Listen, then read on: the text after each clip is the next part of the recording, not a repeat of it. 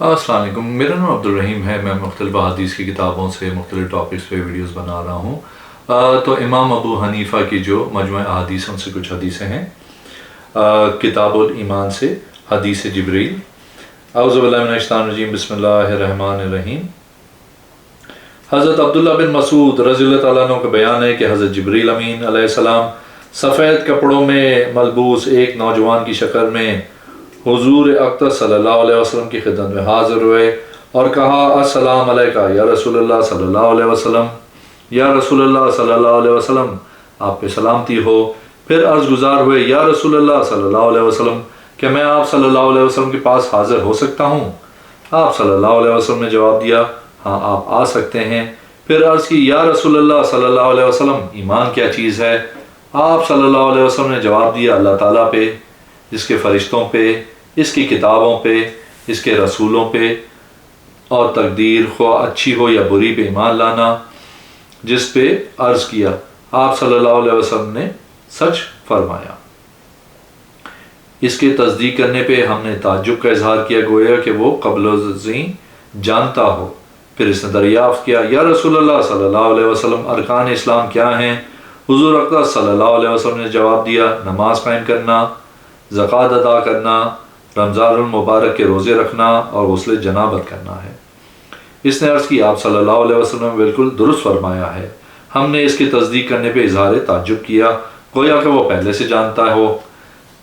اس نے پھر دریافت کیا، یا رسول اللہ صلی اللہ علیہ وسلم، احسان کیا چیز ہے؟ آپ صلی اللہ علیہ وسلم نے فرمایا، آپ جو بھی کام اللہ کے لیے کریں اس میں یہ تصور رکھیں کہ گویا آپ اللہ تعالیٰ کو دیکھ رہے ہیں یا اللہ تعالیٰ آپ کو دیکھ رہا ہے۔ وہ عرض گزار ہوا، آپ صلی اللہ علیہ وسلم نے سچ فرمایا ہے۔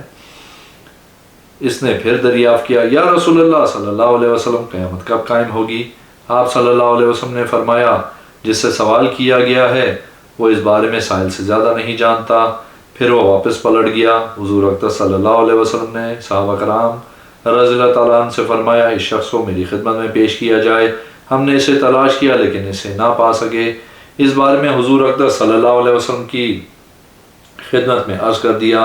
آپ صلی اللہ علیہ وسلم نے فرمایا، وہ جبریل علیہ السلام تھے جو تمہیں دین کے احکام کی تعلیم دینے کے لیے آئے تھے۔ ایک اور حدیث ہے کتاب الایمان سے، باب توحید و رسالت پہ۔ حضرت عطا رحمۃ اللہ علیہ کا بیان ہے کہ حضور اقدس صلی اللہ علیہ وسلم کے صحابہ نے ان سے بیان کیا کہ حضرت عبداللہ بن رواحہ رضی اللہ تعالیٰ عنہ کے ہاں ایک لونڈی تھی جو ان کی بکریاں چراتی اور ان کی نگرانی کرتی تھی۔ آپ رضی اللہ تعالیٰ عنہ نے انہیں بکریوں میں سے ایک بکری پہ خصوصی توجہ دینے کا حکم دے رکھا تھا۔ حساب حکم وہ مخصوص بکری کی خدمت کرتی رہی یہاں تک کہ وہ خوب فربا اور صحت مند ہو گئی۔ ایک دفعہ لونڈی دوسری بکریوں کو چرانے میں مصروف تھی کہ اچانک بھیڑیا آیا، اس بکری کو اٹھا کر لے گیا اور اسے پھاڑ ڈالا۔ حضرت عبداللہ بن رواحہ رضی اللہ تعالیٰ عنہ تشریف لائے تو انہیں وہ بکری دکھائی نہ دی۔ اس بکری کے بارے میں لونڈی سے دریافت کرنے پہ لونڈی نے انہیں سارا واقعہ بتا دیا۔ غصے کے سبب انہوں نے لونڈی کے چہرے پہ ایک تماچا رسید کیا، جبکہ بعد میں انہیں ندامت و پریشانی بھی ہوئی۔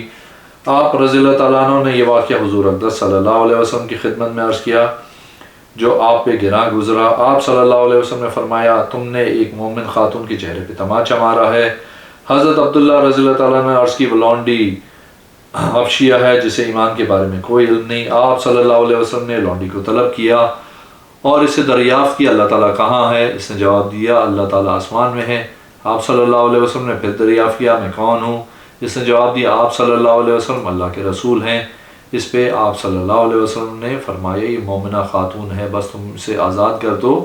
تو انہوں نے اسے آزاد کر دیا۔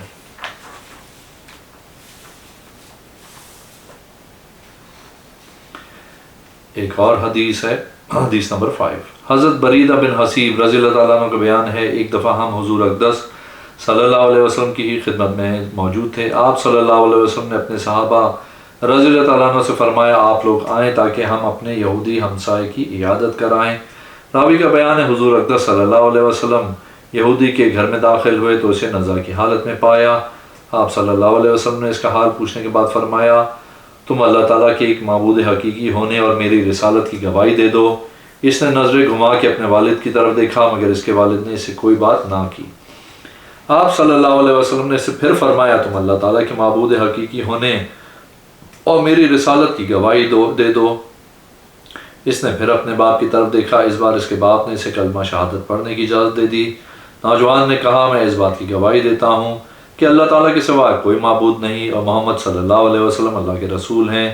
حضور اقدس صلی اللہ علیہ وسلم نے اللہ تعالیٰ کا شکریہ ادا کیا اور یوں کہا اللہ تعالیٰ کا شکر ہے اس کی وجہ سے کہ اس نے میری وجہ سے ایک شخص کو دوزخ کی آگ سے محفوظ کر دیا۔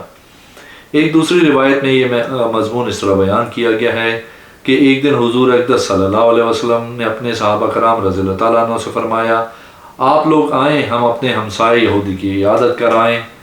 آپ صلی اللہ علیہ وسلم نے اسے حالت نزا میں پایا۔ آپ صلی اللہ علیہ وسلم نے اس سے فرمایا کیا تو اللہ تعالیٰ کے معبود حقیقی ہونے کی گواہی دیتے ہو؟ اس نے جواب دیا ہاں۔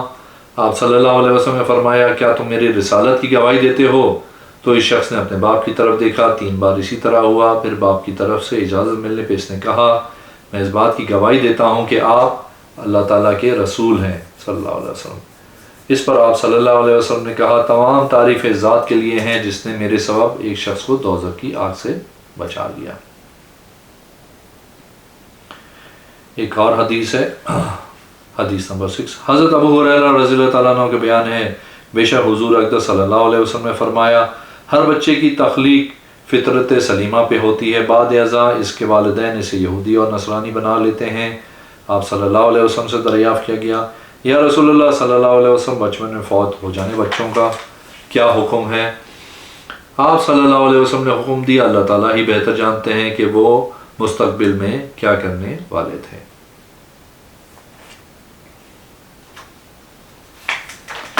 ایک اور حدیث ہے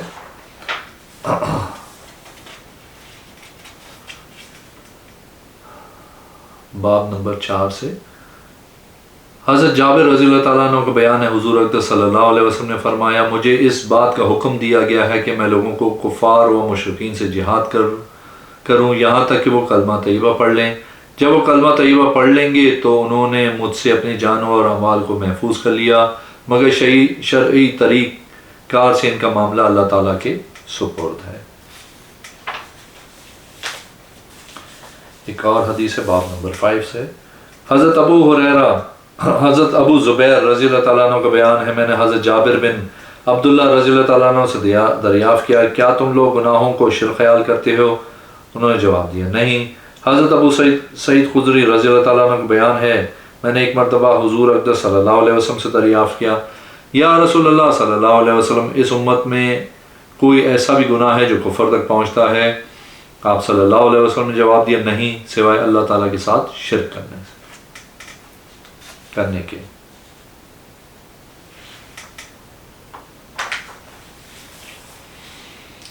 ایک اور حدیث ہے حدیث نمبر 6 باب نمبر 6 سے۔ حضرت طاؤوس رضی اللہ تعالیٰ عنہ کا بیان ہے انہوں نے کہا میں ایک شخص حضرت عبداللہ بن عمر رضی اللہ تعالیٰ عنہ کی خدمت میں حاضر ہوا۔ اس نے آپ رضی اللہ تعالیٰ عنہ سے دریافت کیا اے ابو عبد الرحمن رضی اللہ تعالیٰ عنہ آپ رضی اللہ تعالیٰ عنہ ان لوگوں کے بارے میں بتائیں جو لوگ ہمارے تالے توڑتے ہیں، ہمارے گھروں میں ڈاکہ زنی کرتے ہیں اور ہماری دولت پہ قابض ہو جاتے ہیں، کیا وہ کافر بن گئے؟ انہوں نے جواب دیا نہیں۔ اس نے پھر دریافت کیا آپ رضی اللہ تعالیٰ ان لوگوں کے بارے میں ہمیں بتائیں جو ہیلے بہانے سے ہمارا خون بہاتے ہیں، کیا وہ کافر قرار پائیں گے؟ انہوں نے جواب دیا نہیں یہاں تک کہ وہ اللہ تعالیٰ کے ساتھ کسی کو شریک ٹھہرائیں۔ راوی کا بیان ہے میں نے حضرت عبداللہ بن عمر رضی اللہ تعالیٰ عنہ کو دیکھا وہ انگلی گھما کے کہہ رہے تھے کہ حضور اقدس صلی اللہ علیہ وسلم کی سنت اسی طرح ہے۔ اس حدیث مبارکہ کو ایک جماعت نے آپ صلی اللہ علیہ وسلم سے مرفوعاً بیان کیا ہے۔ ایک اور حدیث ہے باب نمبر 7 سے۔ حضرت عبداللہ بن حبیبہ رضی اللہ تعالیٰ عنہ کا بیان ہے میں نے حضور اقدس صلی اللہ علیہ وسلم کی صحابی حضرت ابو دردہ رضی اللہ تعالیٰ عنہ سے یوں سنا ایک دن میں آپ صلی اللہ علیہ وسلم کے پیچھے ایک پر سوار تھا۔ حضور اقدس صلی اللہ علیہ وسلم نے فرمایا اے ابو دردہ جو شخص اللہ تعالیٰ کے معبود حقیقی ہونے اور میری رسالت کی گواہی دے اس کے لیے جنت واجب ہو گئی۔ میں نے عرض کی خواہ اس نے زنا اور چوری کا بھی ارتکاب کیا ہو۔ راوی کا کہنا ہے آپ صلی اللہ علیہ وسلم کچھ دیر کے لیے خاموش رہے، پھر تھوڑی دیر چلنے کے بعد فرمایا جو شخص اللہ تعالیٰ کے معبود حقیقی ہونے اور میری رسالت کی گواہی دیتا ہے اس کے لیے جنت واجب ہو گئی۔ میں عرض گزار ہوا خواہ اس نے زنا کیا ہو اور چوری کی ہو۔ آپ صلی اللہ علیہ وسلم کچھ دیر کے لیے خاموش ہو گئے۔ تھوڑا سا چلنے کے بعد آپ صلی اللہ علیہ وسلم نے پھر فرمایا جو شخص اللہ تعالیٰ کے معبود حقیقی ہونے اور میری رسالت کی گواہی دے تو اس کے لیے جنت واجب ہو گئی۔ راوی کا کہنا ہے میں نے عرض کی خواہ اس نے زنا کیا ہو چوری کی ہو۔ آپ صلی اللہ علیہ وسلم نے فرمایا ہاں خواہ اس نے زنا کیا ہو چوری کی ہو۔ خواہ ابو درداء رضی اللہ تعالیٰ عنہ کی ناک خاک آلود ہو جائے۔ راوی کا کہنا ہے مجھے آج بھی حضرت ابو درداء رضی اللہ تعالیٰ عنہ کی انگشت شہادت دکھائی دے رہی ہے جو انہوں نے اشارہ کرتے ہوئے اپنی ناک کے نرم حصے پہ رکھی تھی۔ حدیث نمبر 11 حضرت ابو مسلم قوالی رحمۃ اللہ علیہ کا بیان ہے کہ جب حضرت معاذ بن جبل رضی اللہ تعالیٰ عنہ تمس میں تشریف فرما ہوئے تو ان کے پاس ایک نوجوان آدمی حاضر ہوا۔ اس نے عرض کی اس آدمی کے بارے میں آپ کا کیا خیال ہے جو صلہ رحمی کرتا ہے، نیکی کے کاموں میں حصہ لیتا ہے اور سچی بات کرتا ہو، امانت کی ادائیگی کرتا ہو، اپنے شکم و شرمگاہ کی بھی حفاظت کرتا ہو، طاقت کے مطابق دوسرے نیک کاموں میں حصہ لینے میں دلچسپی رکھتا ہو لیکن اللہ تعالیٰ اور رسول خدا صلی اللہ علیہ وسلم کے بارے میں شک و شبہ سے کام لیتا ہو۔ انہوں نے جواب دیا اس کے تمام اعمال بیکار ہوں گے۔ انہوں نے پھر دریافت کیا اس شخص کے بارے میں کیا خیال ہے جو گناہوں کا ارتکاب کرتا ہو، خون ریزی کرتا ہو، لوگوں کی عزت و تکریم و مال کا احتسال کرتا ہو مگر خلوص نیت سے اللہ تعالیٰ کے معبود حقیقی اور حضرت محمد صلی اللہ علیہ وسلم اس کے بندے اور رسول ہونے کا گواہی دیتا ہو۔ حضرت معاذ بن جبل رضی اللہ تعالیٰ عنہ نے جواب دیا مجھے اس کے بارے میں امید ہے اور خوف بھی۔ اس پہ نوجوان نے کہا قسم بے خدا اللہ تعالیٰ اور رسول اللہ صلی اللہ علیہ وسلم کے بارے میں شک و شبہ اس کے تمام اعمال کو تباہ کر سکتا ہے اور خلوص نیت کی موجودگی میں کوئی عمل اس کے لیے ضرر رسا نہیں ہو سکتا۔ اتنی بات کہنے پہ وہ نوجوان واپس پلٹ گیا۔ حضرت معاذ بن جبل رضی اللہ تعالیٰ نے فرمایا میں نہیں خیال کرتا تھا کہ یہ شخص سنت کے بارے میں اس قدر جانتا ہوگا۔ اگر آپ نے میرے چینل کو ابھی تک سبسکرائب نہیں کیا تو پلیز کیجیے، اس ویڈیو کو لائک کیجیے۔ اگلی میں انشاءاللہ حاضر ہوں گا۔ اللہ حافظ۔